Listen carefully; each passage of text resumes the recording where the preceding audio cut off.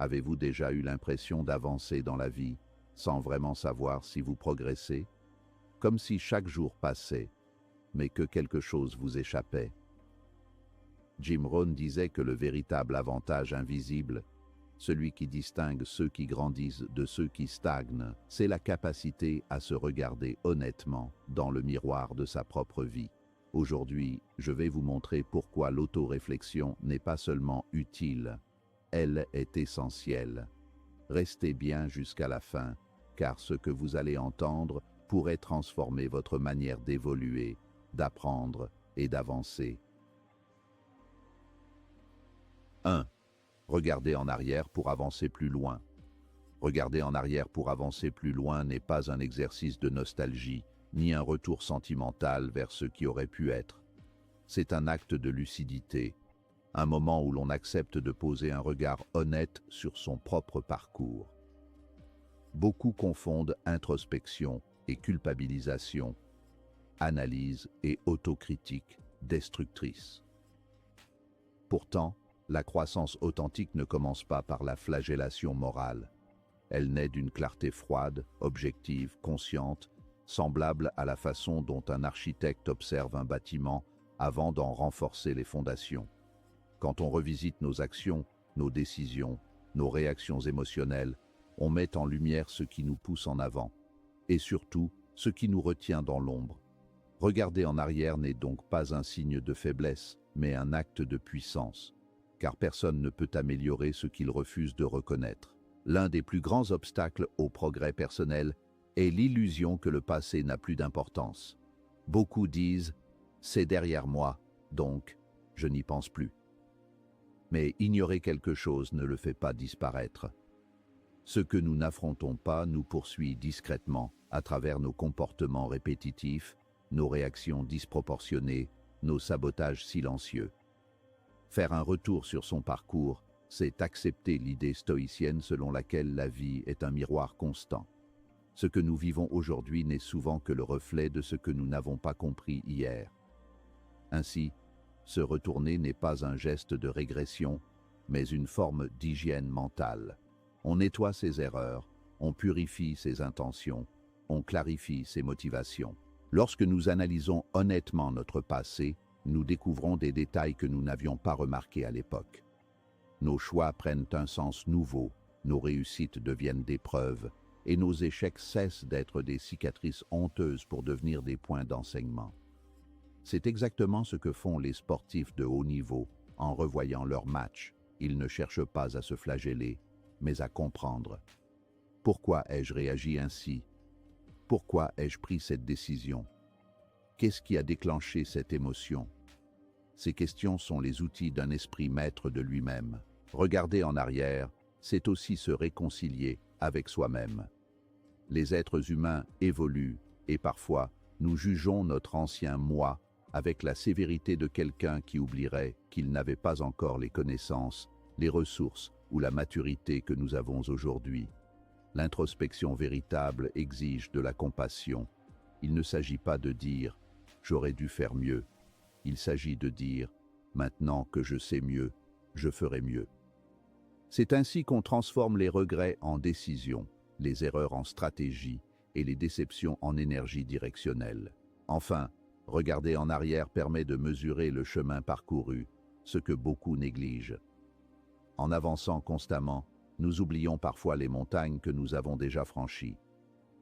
Or, prendre conscience de ces progrès nourrit la confiance, l'élan, la motivation. Un individu qui ne reconnaît jamais ses victoires finit par croire qu'il n'avance pas. L'introspection, bien menée, rappelle que chaque bataille a compté, que chaque étape a eu un sens et que le futur peut être façonné avec davantage de lucidité. Ainsi, regarder en arrière n'est ni une perte de temps ni un retour en arrière, c'est une stratégie, une discipline, un art. C'est accepter de se regarder sans détour pour mieux se redessiner. C'est transformer sa propre histoire en carburant pour atteindre un niveau supérieur. C'est comprendre que l'amélioration personnelle ne commence jamais par demain, mais par hier. Et c'est précisément ce courage-là qui permet d'avancer plus loin que ceux qui refusent de se voir tels qu'ils sont réellement. 2. Les leçons du journal personnel. Le journal personnel est souvent perçu comme un simple carnet où l'on note quelques idées ou quelques événements du quotidien. Pourtant, ceux qui en font une habitude sérieuse savent qu'il s'agit de l'un des outils les plus puissants pour transformer une vie. Jim Rohn, mentor de nombreux leaders et entrepreneurs, insistait: un journal est l'un des outils les plus puissants pour une vie réussie. Pourquoi? Parce qu'écrire clarifie l'esprit comme peu d'autres pratiques le peuvent. Quand on écrit, on dépose ses pensées, on les sort du chaos mental, on leur donne une forme, une structure, une réalité. Et ce processus transforme immédiatement l'expérience en sagesse. Un simple crayon peut devenir un mentor silencieux. En écrivant, nous prenons du recul. Nous observons nos propres émotions comme si elles appartenaient à quelqu'un d'autre. Nous analysons nos décisions sans la pression du moment. Nous décomposons nos succès pour comprendre précisément ce qui a fonctionné. Et surtout, nous identifions nos erreurs sans jugement, mais avec une intention d'évolution. Le journal devient un miroir qui ne ment jamais, un espace où l'on peut être totalement honnête sans craindre d'être jugé. L'acte d'écrire offre également quelque chose de rare dans notre époque: la lenteur. Dans un monde où tout va vite, où nos pensées se bousculent, où l'on réagit plus qu'on ne réfléchit, prendre un moment pour poser des mots sur une page est en soi un acte de maîtrise personnelle. On apprend à respirer, à ressentir, à structurer. Ce ralentissement est crucial car il permet à l'esprit de synthétiser ce qui se passe réellement à l'intérieur de nous. Tant que tout reste dans la tête, les émotions se mélangent, les idées s'empilent, la confusion règne. Écrire, c'est nettoyer. Relire son journal est encore plus puissant qu'écrire. Car dans ces pages se trouvent des versions anciennes de nous-mêmes, nos doutes, nos ambitions, nos colères, nos rêves, nos frustrations. Avec le recul, nous voyons ce que nous étions incapables de percevoir à chaud. On découvre des schémas, des tendances, des prises de conscience que l'on n'avait pas identifiées. On voit les moments où on a failli abandonner, mais où l'on a persévéré. On voit ce qui nous blessait avant et ce qui ne nous touche plus. On voit nos progrès, mais aussi nos zones d'ombre. Le journal devient alors une carte de navigation intérieure. Il enseigne aussi l'humilité. Car en relisant ce qu'on a écrit, on réalise que certains problèmes qui semblaient insurmontables se sont finalement résolus. On constate que nos peurs étaient parfois infondées. Cette prise de conscience nous apprend à relativiser, à ne plus dramatiser, à développer une stabilité émotionnelle qui sert dans tous les domaines de la vie. Enfin, le journal permet de transformer notre vie en apprentissage constant. Ce n'est pas seulement un outil de mémoire, mais un outil stratégique. On peut y définir ses objectifs, mesurer ses progrès, analyser ses comportements, noter ses inspirations, capturer des idées, consolider sa vision. C'est un laboratoire personnel dans lequel on travaille sur soi quotidiennement.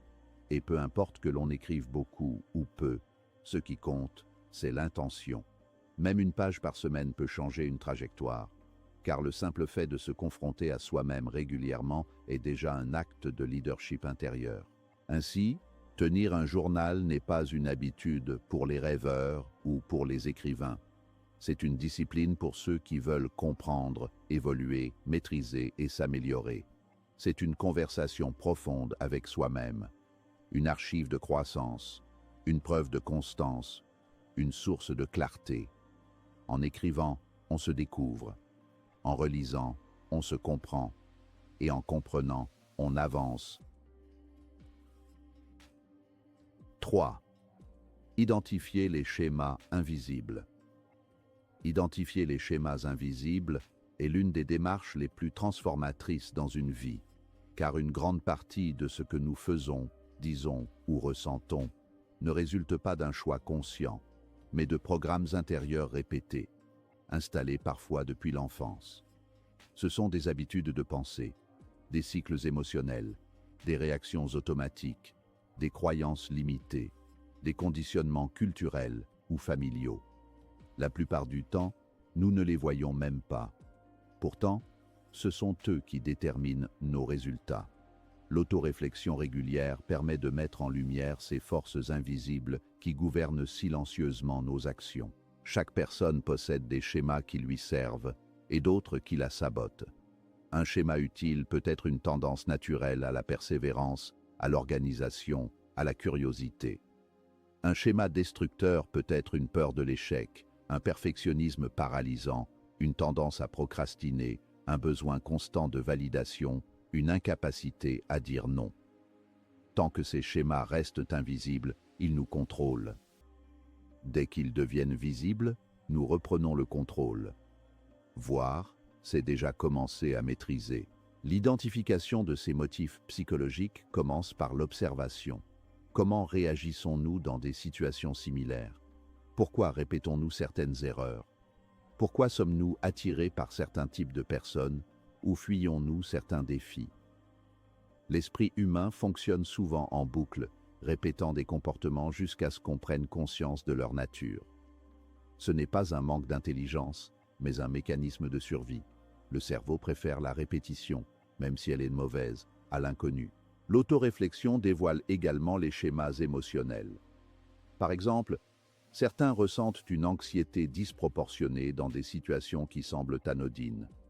D'autres se mettent en colère toujours pour les mêmes types de déclencheurs.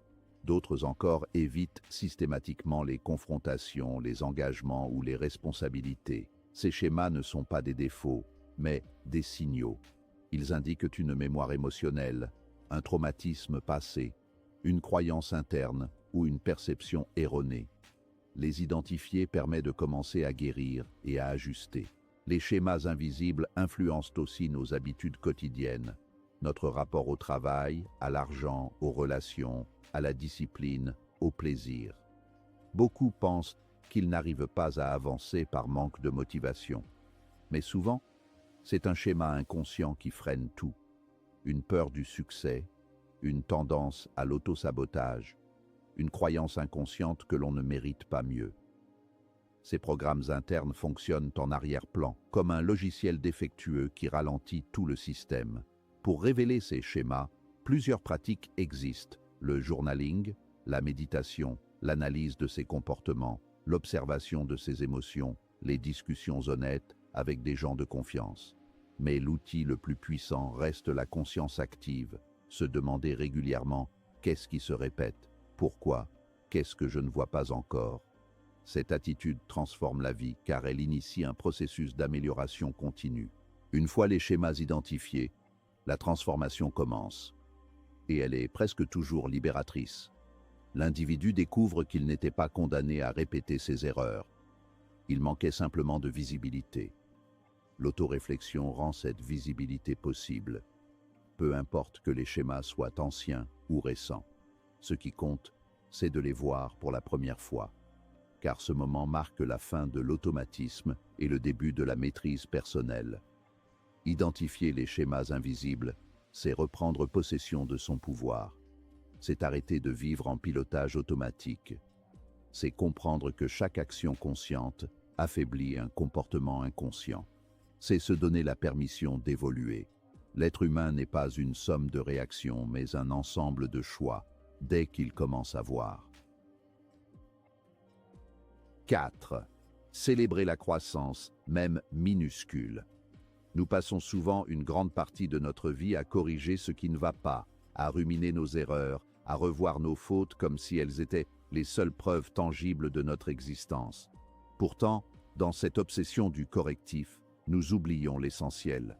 La croissance, même minuscule, est un mouvement vers le haut, un témoignage silencieux que nous avançons malgré tout. Les stoïciens nous rappellent que la vertu ne naît pas d'un changement soudain et spectaculaire, mais d'un accomplissement quotidien, discret et presque invisible. Célébrer une petite victoire n'est pas un acte d'orgueil, mais un acte d'entretien moral. C'est reconnaître que l'effort porte ses fruits. Lorsque nous notons une amélioration, aussi minime soit-elle, nous renforçons notre motivation profonde, cette flamme intérieure qui nous pousse à continuer lorsque la route devient lourde. Applaudir nos propres progrès, ce n'est pas se flatter, c'est renforcer le lien entre discipline et récompense, car l'esprit est ainsi fait, il avance mieux lorsqu'il voit qu'il avance vraiment. En pratiquant l'autoréflexion, nous apprenons à regarder nos progrès sous un angle nouveau. Ce n'est plus seulement la destination qui compte, mais le chemin parcouru. Et ce chemin est composé d'une multitude de petites marches, parfois si fines qu'on ne les remarque pas si l'on ne prend pas le temps de s'arrêter. Reconnaître une amélioration dans notre patience, dans notre capacité à écouter, à comprendre avant de juger, à choisir le calme plutôt que la réaction impulsive. Ce sont des victoires qui ne se voient pas, mais qui transforment profondément la personne que nous sommes. Nous vivons dans une culture qui célèbre surtout les succès visibles, mesurables, spectaculaires. Promotion, gains financiers, accomplissements publics. Mais la véritable croissance, celle qui façonne le caractère, n'a rien de spectaculaire. Elle se construit dans la constance, dans la répétition des petits gestes corrects, dans la prise de conscience que nous sommes aujourd'hui un peu meilleurs qu'hier. Cette reconnaissance intime est un exercice de lucidité et de gratitude. Gratitude envers notre capacité à changer, lucidité envers les efforts fournis pour maintenir le cap. Quand nous nous autorisons à célébrer une petite victoire, nous affirmons quelque chose d'essentiel. Le changement est possible, il est réel, il est en cours. Et cette affirmation nourrit une forme d'élan moral qui se maintient dans le temps. Le danger, à l'inverse, est de croire que seule la grande rupture compte, que seuls les résultats massifs méritent notre attention. Cette mentalité tue la motivation, car le progrès humain n'est pas un sprint, c'est une lente ascension. En célébrant chaque pas, nous réduisons la tentation de l'abandon. Nous comprenons que même à un rythme imperceptible, nous avançons. L'autoréflexion nous offre alors une sorte de loupe intérieure. Elle agrandit les détails de notre développement pour que nous puissions les voir clairement. Et plus nous voyons nos progrès, plus nous devenons capables de les poursuivre.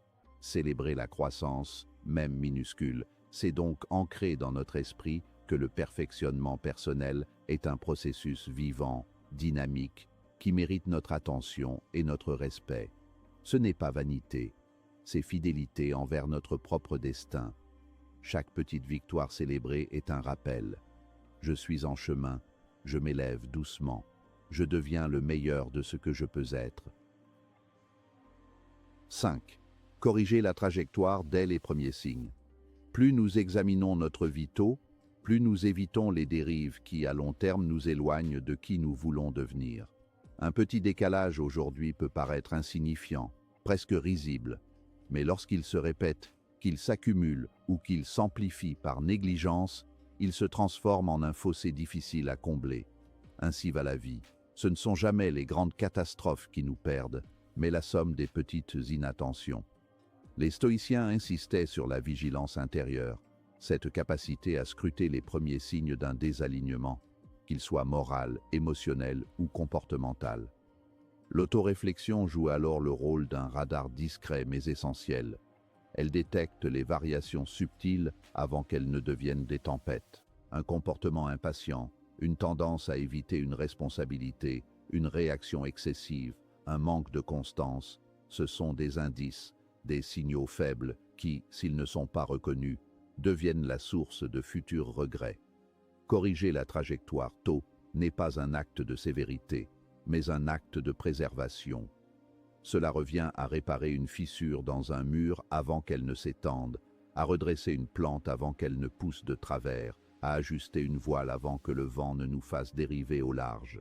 Dans nos vies, de même, il est toujours plus simple d'agir à la racine que d'attendre la crise. Mais cela exige une honnêteté courageuse. Il faut oser se regarder sans complaisance, repérer ce qui se déplace en nous, ce qui n'est plus aligné avec nos valeurs, ce qui trahit notre intention d'être meilleur. Nous avons tendance à croire que le temps résout tout, mais en matière de discipline intérieure, le temps amplifie souvent ce que l'on refuse d'affronter. Examiner sa vie régulièrement permet de recalibrer sa direction. C'est un retour constant à soi-même, une vérification interne semblable à celle du pilote qui contrôle son instrument de bord. Même un avion en parfait état dérive légèrement lorsqu'il traverse les vents. Seul le pilote attentif assure le maintien de la bonne route. L'âme humaine fonctionne de manière comparable. Elle est constamment soumise aux influences externes, aux émotions fluctuantes, aux désirs passagers. Sans vigilance, elle se laisse emporter. Corriger à temps demande de la discipline, mais surtout de la douceur. Il ne s'agit pas de se juger durement, ni de dramatiser chaque petite faiblesse. Il s'agit d'une attention bienveillante, d'une lucidité calme qui cherche à comprendre plutôt qu'à condamner. Chaque ajustement, même infime, est un acte de souveraineté personnelle. Nous reprenons le gouvernail, nous refusons d'être emportés par les courants du moment.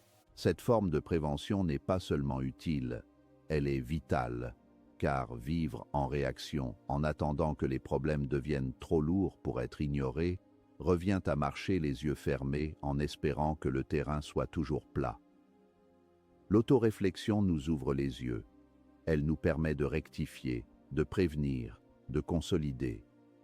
Elle fait de nous des êtres responsables, capables de comprendre la conséquence de leurs actes avant même qu'ils ne se manifestent pleinement. Corriger la trajectoire dès les premiers signes, c'est finalement honorer notre destinée.